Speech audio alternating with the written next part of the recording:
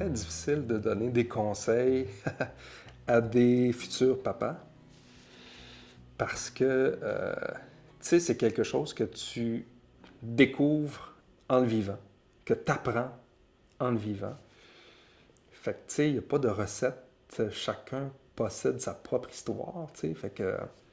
Puis moi, je pense même que c'était une des choses qui me déplaisait de me faire dire ouais, tu sais, bon, il faudrait que tu saches que ça va venir assez rapidement après la naissance de l'enfant, puis tout ça. Fait que je sais pas quel conseil je donnerais. Euh, C'est de découvrir son enfant quand il va naître, puis, puis pas de se faire une attente, ah, il va être comme ça, il va être de même, j'aimerais ça qu'il... Parce qu'il peut avoir un bébé qui va être difficile, il peut avoir un bébé qui va être facile, fait que si tu fais pas d'attente, tu n'auras pas de déception, puis si tu n'as pas de déception, ben tu vas mieux le vivre, ok?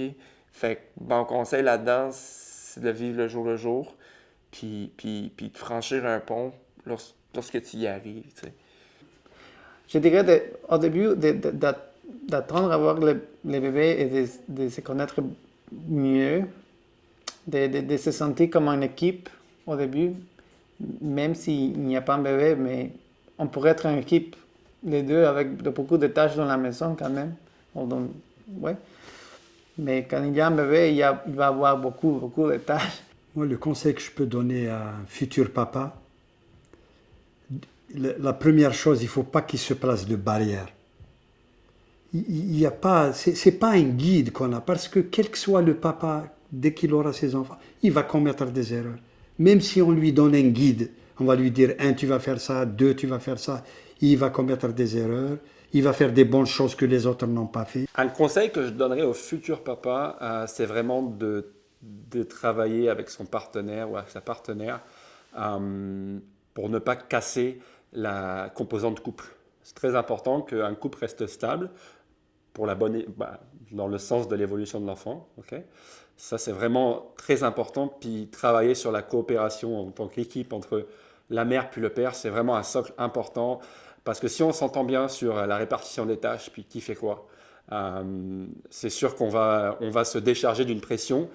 Puis c'est sûr qu'avoir un enfant, ça change une vie. Donc on est plus stressé, on ne sait pas dans quoi on met les pieds. Si on ne communique pas avec sa partenaire, c'est sûr qu'on va droit dans un mur. C'est de faire bien sûr du temps pour le couple et aussi de rappeler à sa femme que hey, j'existe aussi. Et pour faire ça, je pense qu'il faut donner cette paix d'esprit à sa femme pour qu'elle puisse relâcher un peu.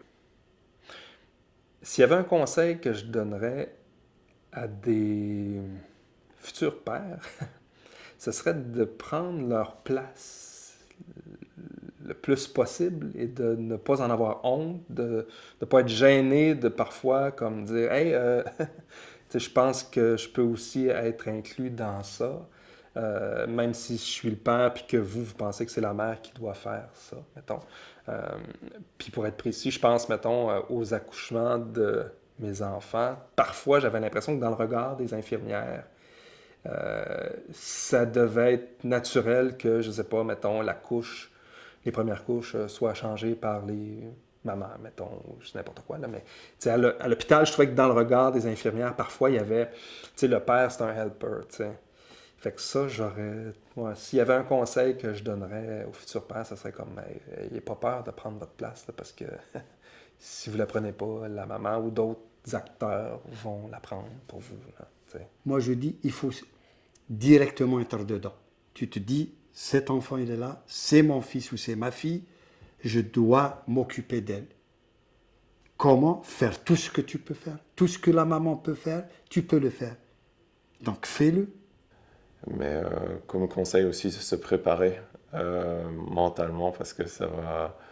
C'est sûr qu'il y a des bons moments, mais il va y avoir aussi des moments de choc parce que c'est aussi un choc dans sa vie, là. On a sa petite routine, etc. Puis hop, s'il y a quelqu'un qui vient un peu interférer et tout ça, donc il faut quand même se préparer un peu psychologiquement, etc. pour le futur, quoi. Donc, mais voilà, sinon ce n'est que du bonheur. Donc, que du bonheur.